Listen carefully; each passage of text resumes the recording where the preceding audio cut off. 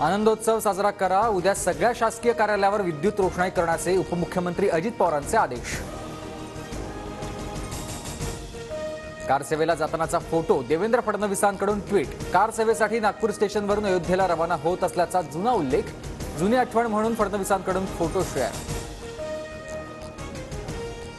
तुमच्याकडे स्टेशनवरचा मात्र आमच्याकडे प्रत्यक्ष बाबरी पाडतानाचे फोटो। फडणवीसांच्या ट्विट नंतर संजय राऊतांचा निशाणा। मी मूर्ख लोकांना उत्तर देत नाही। संजय राऊतांच्या टीकेनंतर उपमुख्यमंत्री देवेंद्र फडणवीसांचा पलटवार। उद्धव ठाकरे आणि संजय राऊत असा फोटो दाखवा। नितेश राणेंचं आव्हान। नागपूर स्टेशनवर फडणवीस फिरायला गेले असावेत, संजय राऊतांचं उत्तर। राम मंदिराच्या सोहळ्याच्या पार्श्वभूमीवर परळीत भव्य शोभायात्रा। रामलल्लाच्या शोभायात्रेत पंकजा मुंडे आणि धनंजय मुंडे एकत्र। 13 वर्षांनंतर धनंजय मुंडे पंकजा मुंडेंच्या घरी।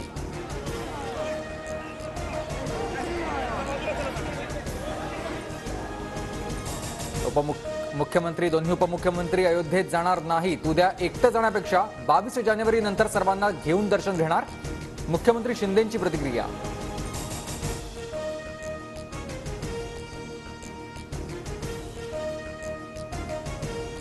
उद्धव ठाकरेंना काल राम मंदिर सोहळ्याचं निमंत्रण, पण ठाकरे नियोजित दौऱ्यानुसार उद्या नाशिकच्या काळाराम मंदिरात जाणार। उद्याच्या राम मंदिर सोहळ्याचा उत्साह संपूर्ण अयोध्या नगरीत सजली। राम मंदिराच्या मुख्य प्रवेशद्वाराला विविध रंगी फुलांची आकर्षक सजावट। देशभरातून भाविक अयोध्येत दाखल। 22 तारखेनंतर रामराज्य निर्माण करायचंय। नागपुरातील महाआरतीनंतर उपमुख्यमंत्री देवेंद्र फडणवीसांची प्रतिक्रिया। वाल्मिकी समाजाकडून नागपुरात महाआरतीचं आयोजन।